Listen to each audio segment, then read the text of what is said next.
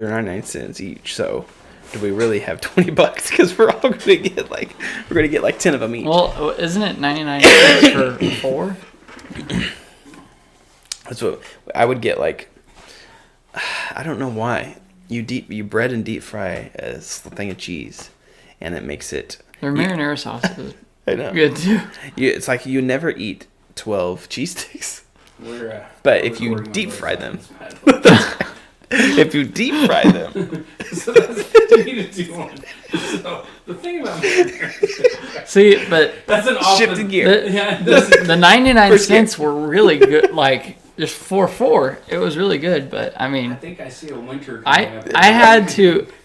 I stopped at 8, and I had to have another 4. So I ended up eating 12. Well, I don't blame you because I would have done the same thing. Yeah. I love cheese sticks so much. Come on. Oh no! He stayed on. Here comes the 21 on the inside. Is that caution though? No, not yet. Again, contact made. As long as his tire stays up. It just. I hope the tire stays up, and then white flag. White flag it. Eddie DeHaan, the spotter for the 7. Get to that white flag. The next flag. The 98's tire's going down. Okay. That's white flag though. Allgaier was out front in the sprint race here. But a problem. Just no tire pop, please. Here comes the 98. No tire pop, please. 98's is going down. He's gonna bump him out of the way too. That's Cole Custer's teammate. For the final Oh, he's gonna do it, Austin. I don't care. He doesn't have to win the race. He's just gonna win a championship. But it will be the most decorated driver in the field. Justin Allgaier. Yes, he got it. All right. All right. Hey, welcome to Shifting Gears. I hope you enjoyed that intro. I don't know what I'm going to do yet, so it might just be us just going like this because I couldn't edit it correctly or something. So. Or just us talking about cheese sticks. It could just be us talking about cheese sticks. Who knows? And if I We didn't have put that many different sizes and many different likes. this could go several different directions. Is all we're saying. Anyway, yes, I am aware that I have not put our last video up yet. And if you're looking at me like I haven't even watched it, I say I know. I'll put it up first though. So anyway, we did record a video last week. Have some trouble with it, technical difficulties, but I will put it up. I'm telling you, the technical difficulties have been our schedules have been tough. It has. But anytime we actually get in a video, it's the technology that always is like, nope. Yeah, but it's fine. I have a plan, and next year should be good. I'm going to get something. I've talked to your dad about this. We're going to get something to where I could put it all on my phone and edit on my phone. Ooh. Because that sounds dumb because I have a whole gaming computer that I could edit with. But I'm not home enough in order. I have like an hour a day, maybe, to edit. And so sometimes the editing, if I want to make it really good, takes a couple hours. And so that's like every hour's a day. So if it takes 3 hours, it's 3 days of editing. Sometimes, and I don't have that. I just don't have it. But if I have it on my phone, if you're good at editing, then, comment. Yeah. We'll hire you for $1 a day. Volunteer though, yeah, because I ain't paying you nothing. That's not $1 a day, but oh, okay, that'll work. No, but anyway, if I put it on my phone, I can edit it better. So that's my plan, and then because then I'll have more free time, even at work during breaks or whatever. Yeah, gives me at least another hour to edit. So there you go. So anyway, oh, we got 5 gears today. Yeah. We do. We're gonna go ahead and championship review. That's right. Oh yeah, ready? I want to do the power of friendship and then. Gentlemen, start your engines.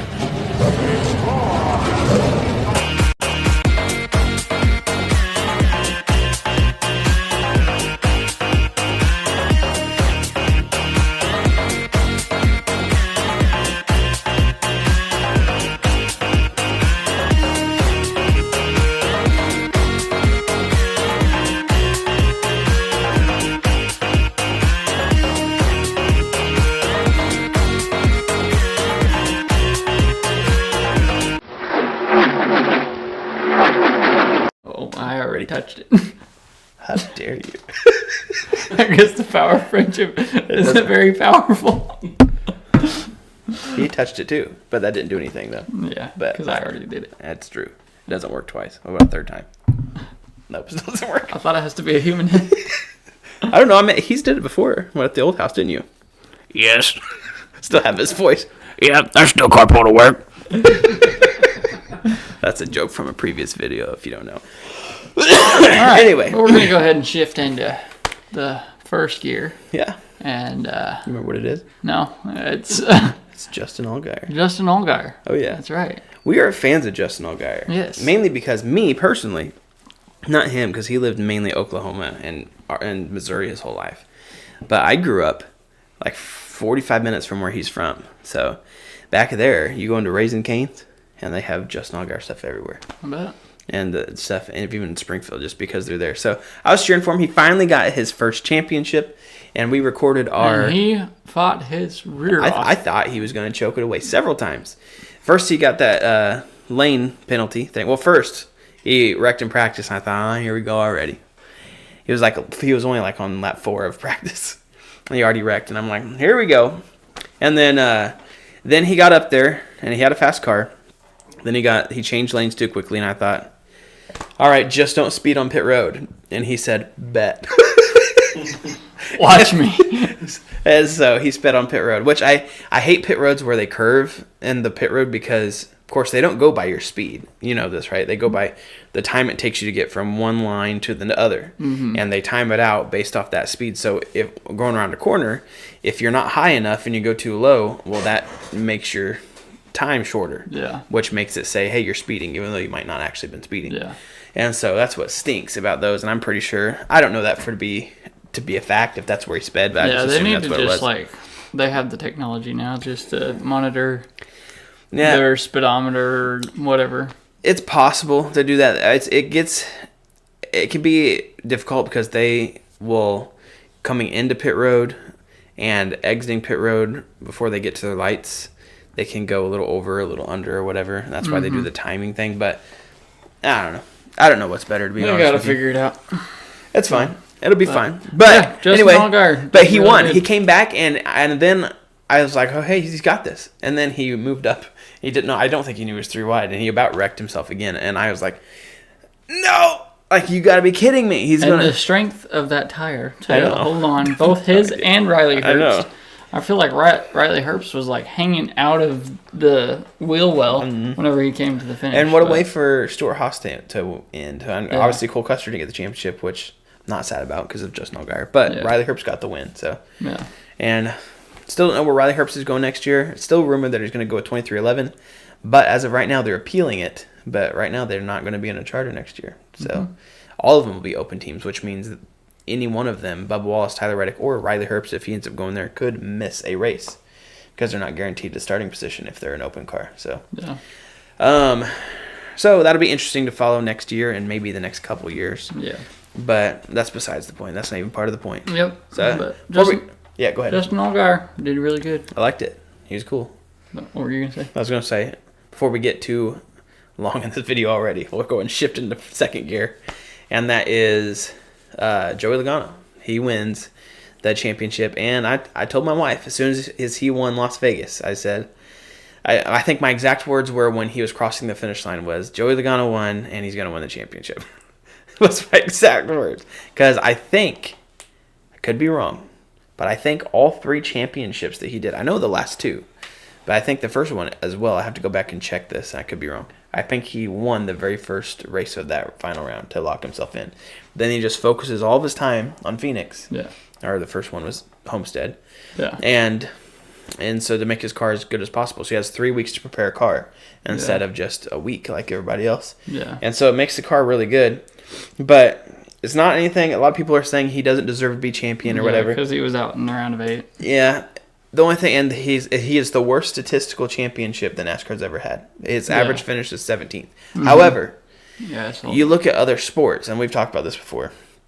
It's the same way in other sports. There's still that 16th seed or whatever it is. The last seed can go in and still win the championship, even though they've done bad in the regular season. So it's the same way. The point system's the way it is makes them race differently. So it's And I'm not saying he just lagged behind because he could, but I'm saying there's some people that have that strategy, I feel like, where they win one race, they already know they're in, so they experiment with setups. Yeah. And then go from there to try to make their car better in the last weeks. And so, he did what within the rules. He's still a deserving champion. He won the championship. Doesn't matter if you like him or not. He still won the championship in the rules that they set up. So NASCAR said they're open to tweaking the format. I don't know if you saw what Kevin Harvick's idea was. I kind of liked it.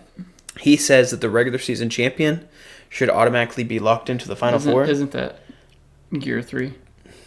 Shouldn't we just talk about it? Oh, we can if we want to. Well, are we done talking about Joseph? Sure. We can make this. How about we pause right here and we'll put this part of Gear 4, which is if the playoff format thing, the final race thing, and we'll add on to that. So I'll pause that and we'll go back to it. So we'll just go ahead and go into Gear 3 then, which is the pace car. All right. Gear 3 is the pace car wrecking. That was fun. Which is really funny. When's the last time something like that's happened? I was trying to think. I think the only time I can remember a pace car wrecking or having a problem like that, where there was physical damage on the car, was, I want to say 2014-ish or somewhere around there. I think on one of the duels at Daytona or the Clash maybe, the pace car caught on fire and they had to evacuate. I don't remember what year that was. But that's the last time I remember it. And then a couple years ago, the pace car broke down at Martinsville, and they had to tow it back. And so I think I do remember that one because they had the same pace car and they just switched it.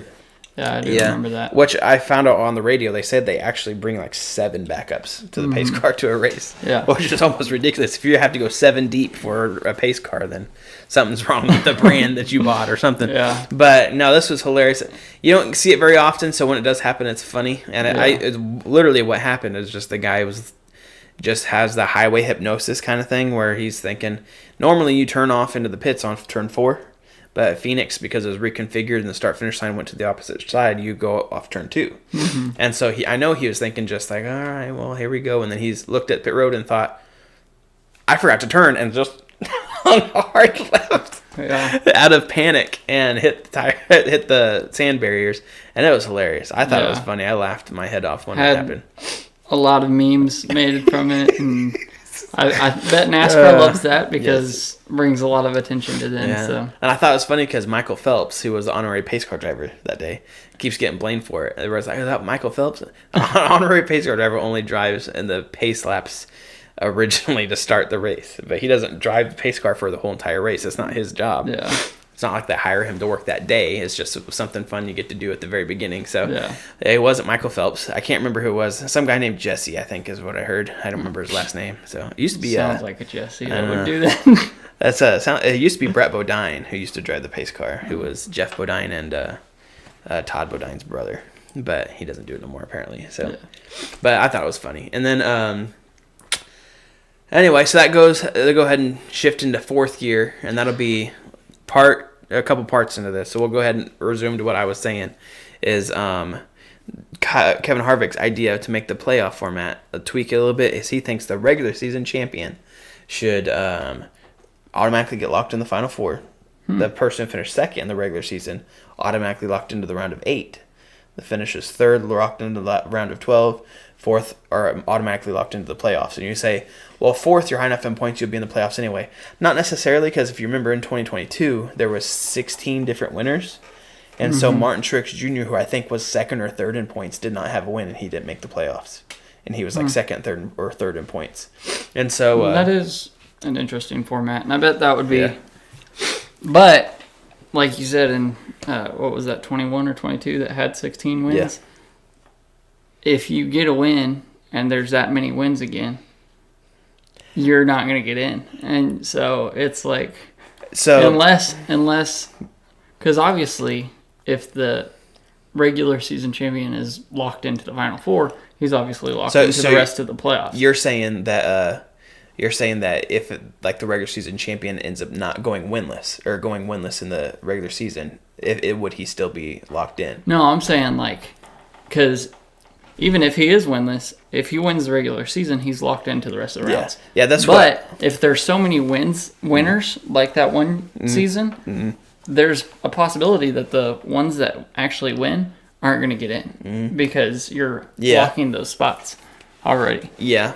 So my thing with that is I don't know if we'll ever get to that point because the closest we were ever was 2022 where we had 16 winners, but that was the very first year of the next gen car and everybody's trying to figure it out. I don't necessarily think we're ever going to get to that point, although we can get close.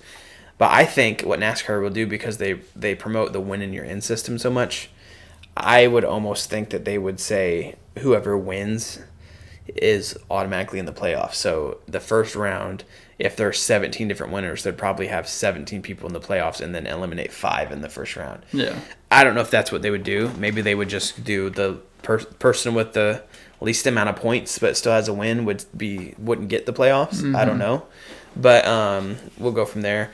But yeah, if it were to come to the point, if they were to use Kevin Harvick's idea and they would lock themselves into the playoffs, then I would consider that being like a win because you're in one of the first 4 spots. Yeah. And so you would automatically be locked in. So I don't know. But I thought that was an interesting idea. That is a different perspective. Yeah. And I think that would be something. But I don't know. There's a lot of ways it could be different, a lot of ways you could change it up. One way I think they should change it up is the track. Yes. I don't think we watched the Xfinity race together on Saturday, and how many times did I say I hated Phoenix? You said a lot. I cannot stand Phoenix, and I understand the weekend in general was pretty good. You know, all of the actual contenders were up front in each series. Yeah. But they say when it comes to it, it really was just a normal race. They say if you are at that track, it is one of, if not the best track to be at as far as experience-wise, because they make it so fun to be there. So I've heard, and it makes me want to try to go there just to see, like, the prestige of it. Of course, my bucket list is to visit every racetrack just to experience it. Maybe not Mexico City. But other than that, well, let's mark Texas off next year. There you go. I would love to go to Texas. Texas is a good track. But so just because I'm closer to Texas now than I was when I lived in Illinois to go to Kansas, and I went to Kansas several times, so might as well go to Kansas. Mark that off. What I have to say about that? Yeehaw! There you go. Everything's bigger there, I hear. So the drivers are more dumb too. Well, there you go. But yeah, that'd be fun. Maybe we could do that next year. We could do a little at the track video again. But regardless, I think they need to. I'm still for. I mean, you go back and look at some of the shorts or whatever that we put on YouTube. There's one short in there that I talk about. Literally making a big event. Put all the tracks into a little ball, like a little name on a ball. You get that lottery wheel ball thing spin, and you spin it out. And then whatever ball comes down, you look it up. Pops out. That's the track you go to. There you go. And then you build the schedule around that. Mm-hmm. And I don't care if it's cold. I don't care what time of year it is. I don't care. Because the NFL has so many high ratings. And they play when it's freezing cold and snowing out. So I don't care. You will draw people there. You said one of the reasons they go to Phoenix is because they know it's not going to rain there. Yeah. But the thing about it is they built the schedule out. But this year, there was literally a month where there was not a race that was rain delayed. Mm-hmm. And it was kind of funny because we talked about it every week. But if you kind of change the schedule every year, you don't know what to expect. Yeah. And so I don't want to hear no excuses. I don't want to hear the weather. I don't want to hear anything. I think that'd be awesome because if it goes to Daytona or Talladega, think about how exciting that would be. And people will say, oh, it's too random. Well, there's people. A.J. Allmendinger sucks at Phoenix. Mm-hmm. He does. But if he's good at a restrictor plate race and the other people suck at a restrictor plate race, how's that any different? Just because it's a restrictor plate race. Yeah. So you're limiting to the champion is you have to be good at Phoenix to be a champion. No, a champion in NASCAR, you have to be good at every single track. And so I don't care if it's Phoenix. I don't care if it's Daytona. I don't care if it's a road course. I don't care what it is.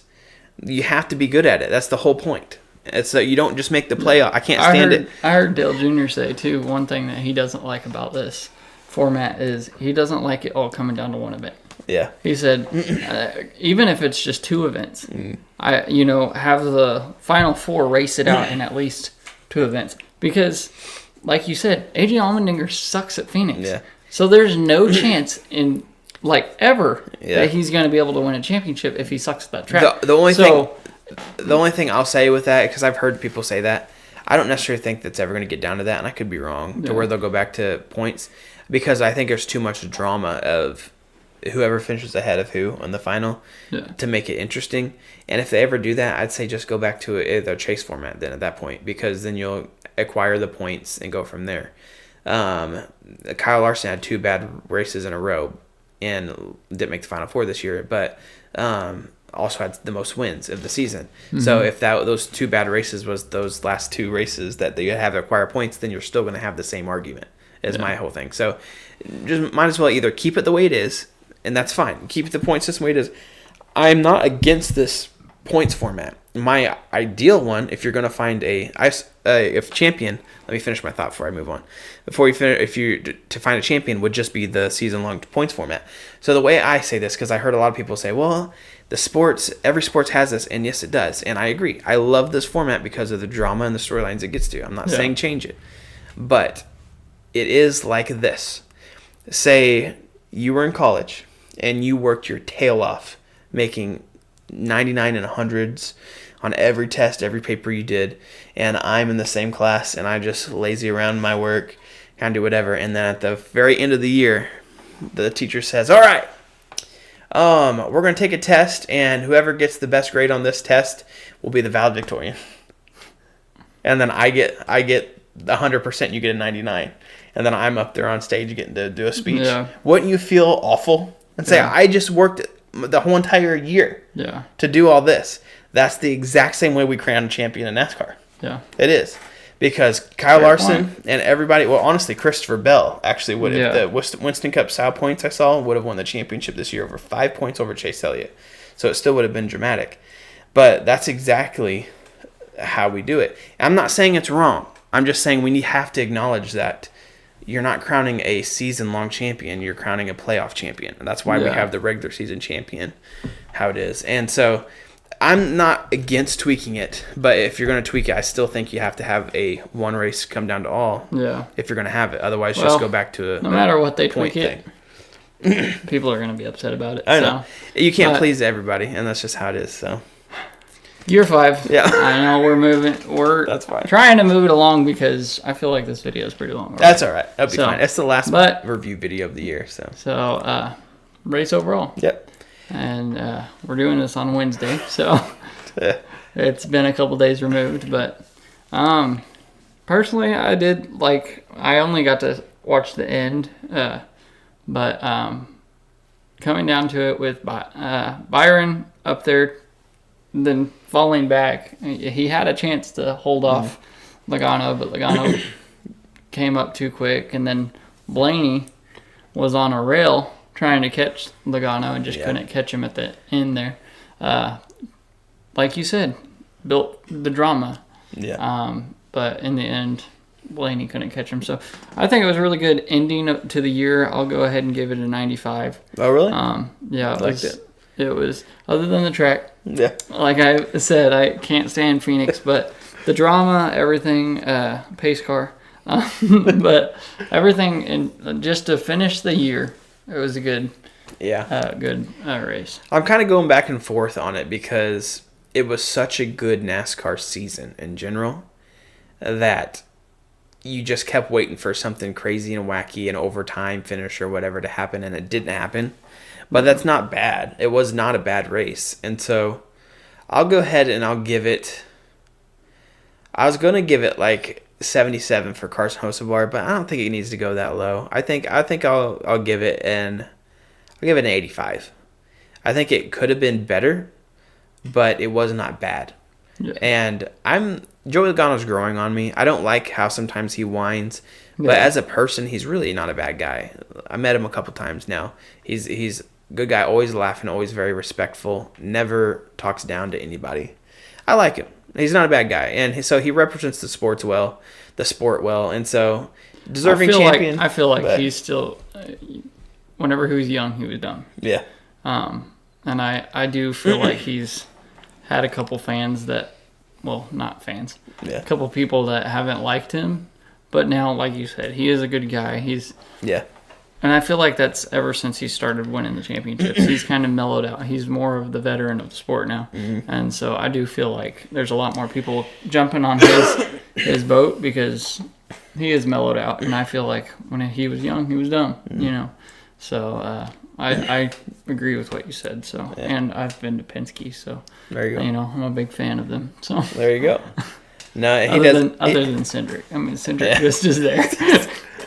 He's like, I'm also here. I won the Daytona 500. But Joey does a lot for foster care too, which is near and dear to my heart, as you know. So, but yeah, I mean it's good. Did you say foster care or foster hair? I don't know. I mean, yeah, let's just take a moment and we'll look at some photos of Joey Logano being bald, won't we? And now he's not bald. There you go. Maybe that was his biggest victory in life. Let's just talk about that. No. Well, all right. Well, that was the last race review video of the season. It's starting to hit me. We never took a moment of silence for Bobby. Hey, Bobby Allison passed away this last weekend, which surprised me. I knew he was getting low on health, but it was just because he got that one win. He stuck it out long enough to say, "Hey, I'm officially getting this 85th win," and he did. And then he's like, "All right, peace out." So no, he was obviously a good driver. I never was alive to watch him race. I was, of course, born in '96.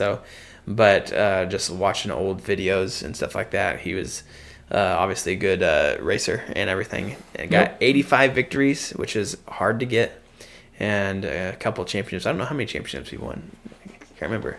I don't either. But I'll have to look that up. But anyway, so we'll try to get some videos out this off season. We're gonna try to do some top 5 videos like we did a couple years ago, me and Caleb, with like top 5 wrecks, races. Maybe we'll do a video about the awards in Las Vegas here in a couple weeks. They're not in Vegas no more. They're in Nashville.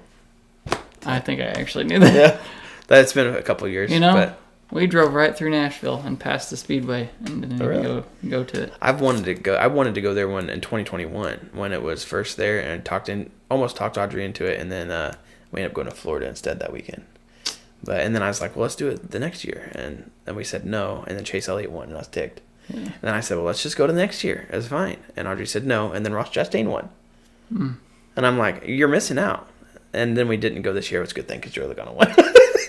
But no, we were on the highway, and it was literally like, what was it, 8 minutes? It was like 8 minutes out of the highway or whatever. So, but we didn't go. So, but it's hitting me that NASCAR's off for 3 months. I don't know what I'm going to do with myself. So, but it'll be fine. It'll be fine. We went way too long on this video, and it's okay. If you're still watching this, then obviously you like us, so just subscribe and comment already. We're listening. Yeah. We're going to try to get this podcast out. Exactly. So, we're going to start doing podcast. And I don't know if you heard the news, but Tim Allen stole our title for a show. So, he's doing a TV show called Shifting Gears. Yeah, thank you. But it's okay because ours is shift in apostrophe gears. There you go. So I shouldn't have to worry about it. But I'm just Tim Allen, so it might be a good show. I'm just rambling at this point, so I'll see you later. Bye. I gotta go to work.